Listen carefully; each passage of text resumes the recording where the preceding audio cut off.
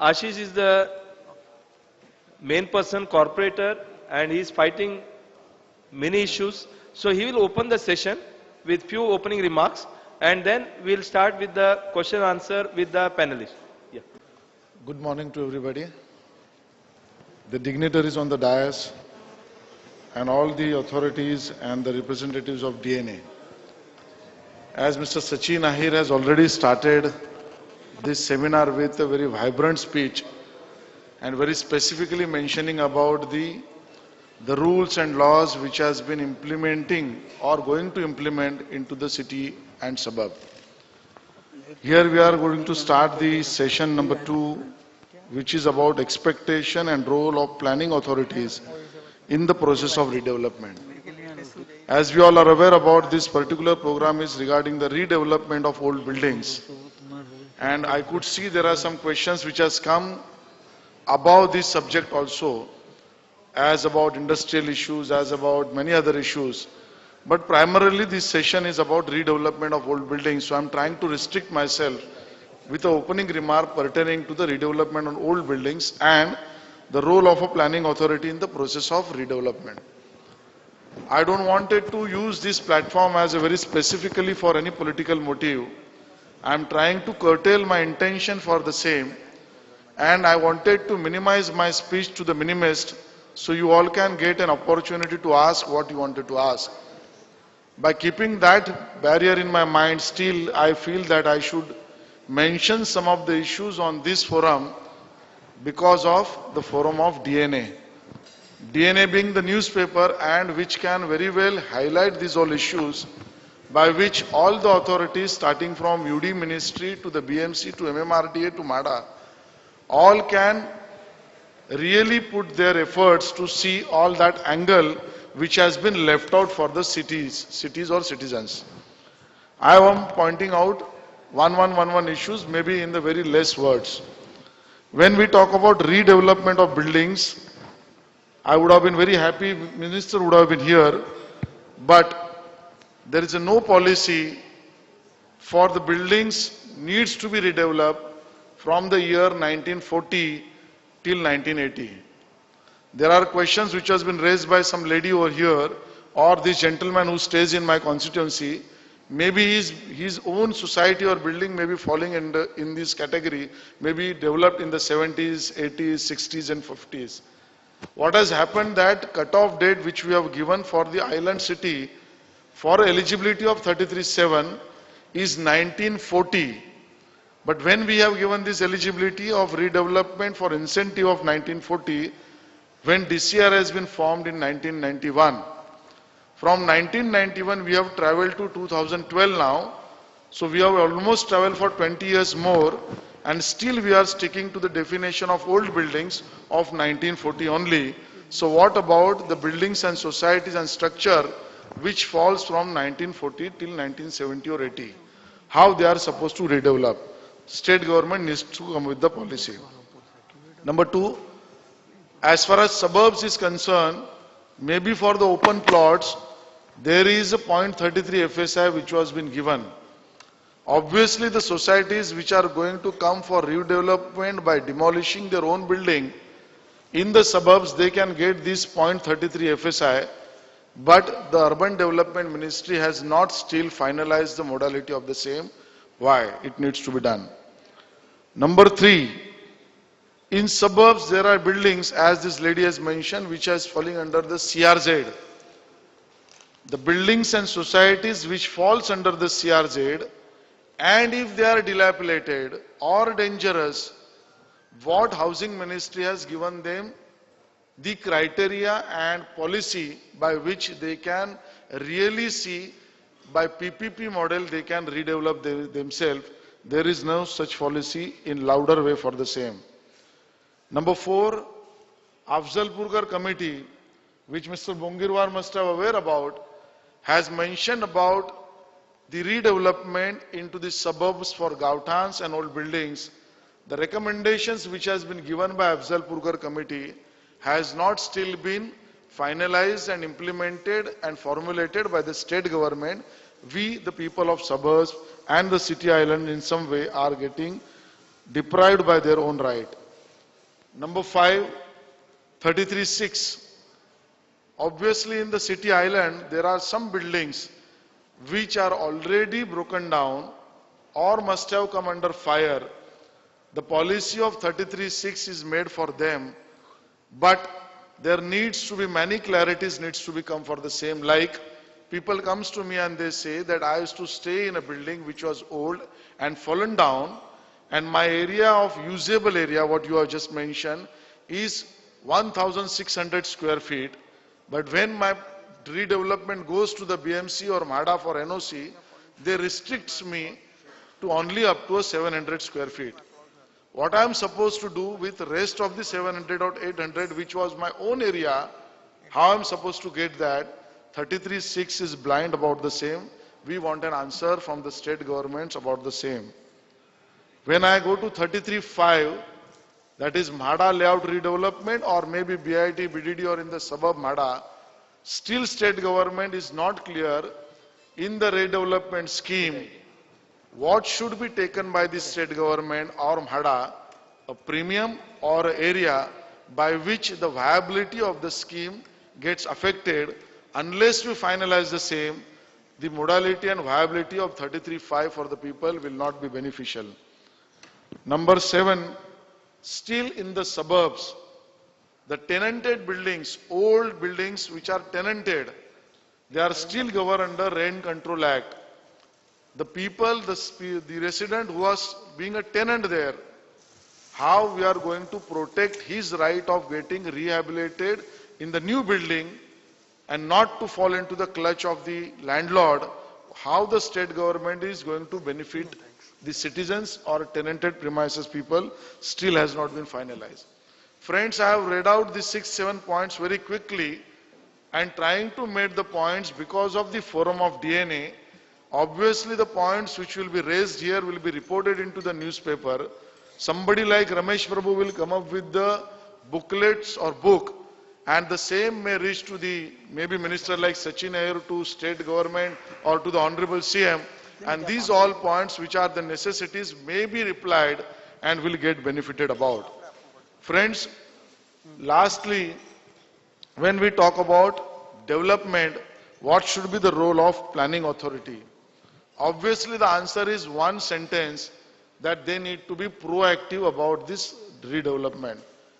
Now let me spell out the reality, how the process goes about. When we talk about planning authority, the planning authority may be BMC, may be MHADA, they have to do the system under which the policy or act permits them to do. So we need to have a better policy and better act and better process and better process for the same. I think there need to be some more clarities needs to be brought out between the state governments and planning authorities for the redevelopment process, maybe under any DCR 33-5 to 33-10. I would like to bring a specific issue about the old building into the city of Island. As Minister has just mentioned that more than 19,000 SEZ buildings are eligible for the redevelopment, and it is unfortunate that even MHADA, which is the authority to do the same, has the record of only 14,833 buildings.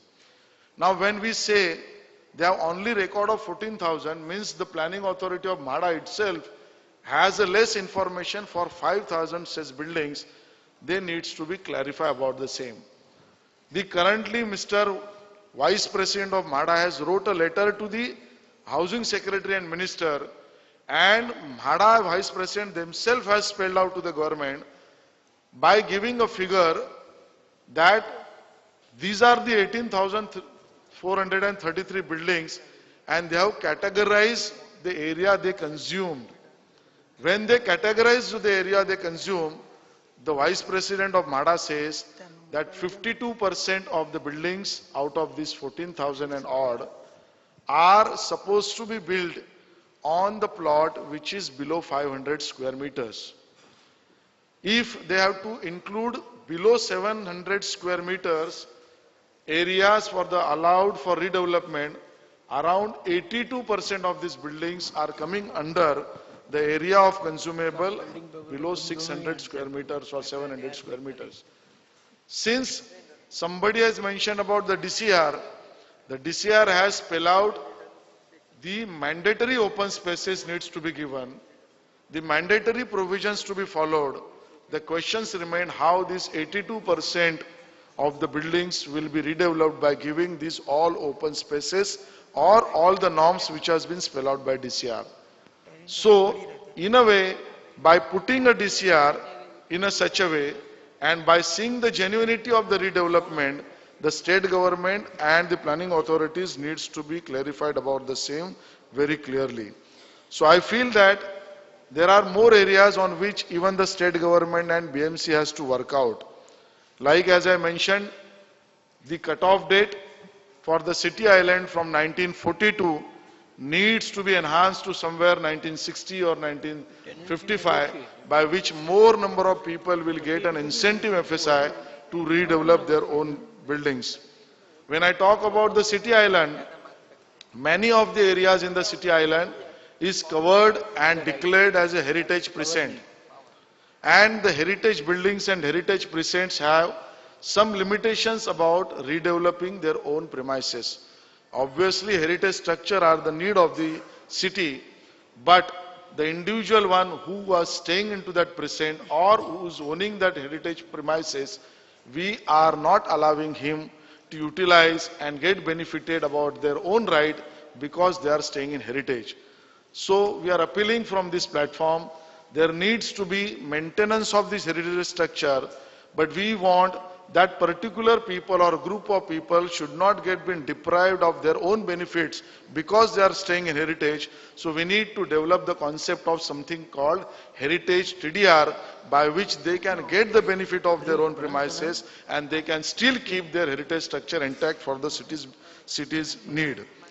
There needs to be one more demand to be done by this forum, is that there are some peculiar areas, maybe from Vadala, maybe from Worli, maybe from Bandra, maybe at Malad.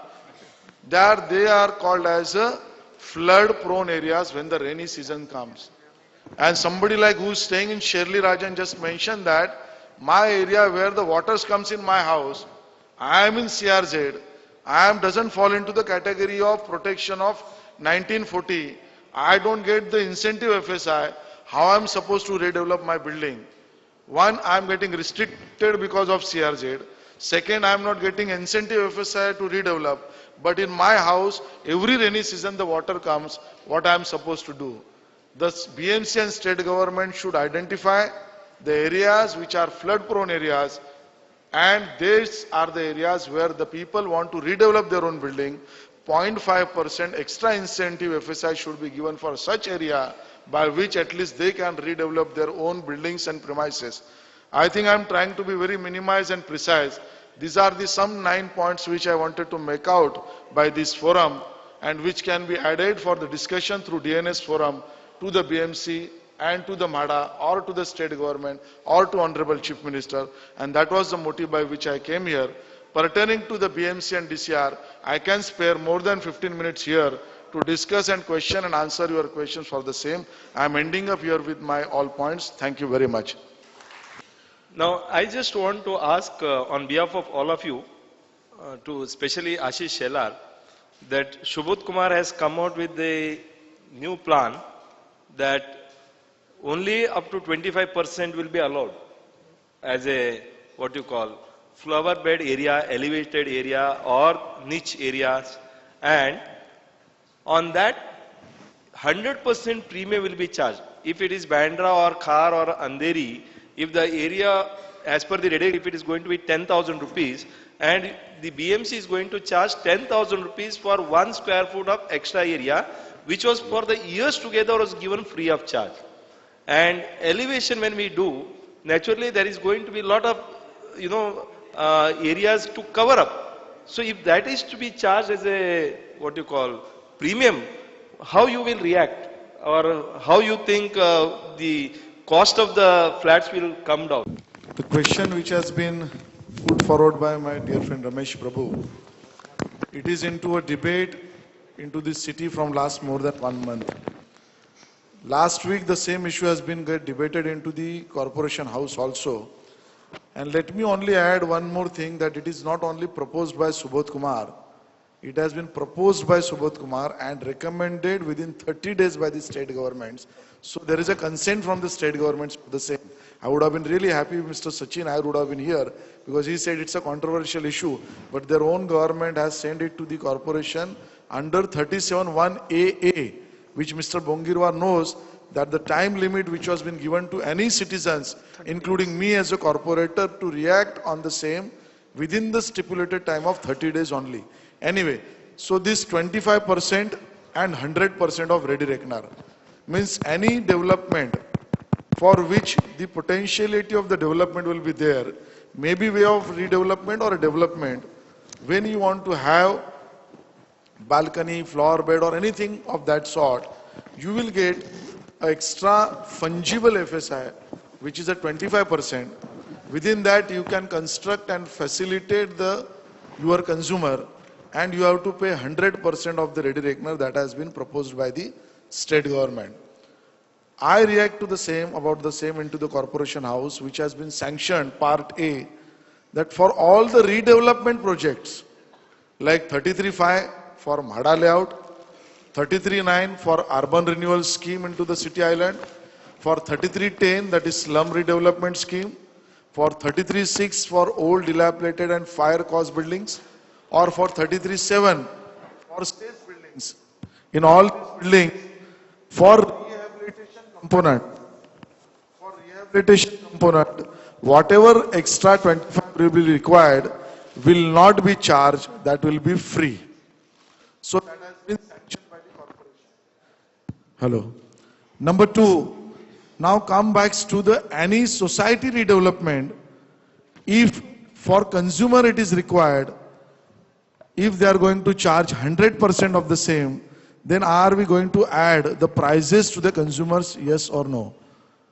On per se it is yes, but at the same time we are giving the rights to any individuals to go before the consumer protection court for simple reason. Now today it has been quantified and definition has been given that what are the charges he has to pay to the corporation. Till today, any plot which comes for the development and the balcony has been provided, the developer is to charge whatever he charges. There was no definition has been given, because at that time also earlier, he used to get many times free of FSI for balcony or for niche or for void or for flower beds, and he used to say that I am providing you these benefits which he is taking free from the commissioner and used to charge to you. Today, because of this new DCR, maybe you are aware that what are the payment he has given to the BMC, how much he can charge from you, and therefore at the end you have the right to go before the consumer forum also. So I think the BMC's kitty will get benefited and more rights under consumer protection can come to you. That is the beauty of this DCR which has been spelled out. I just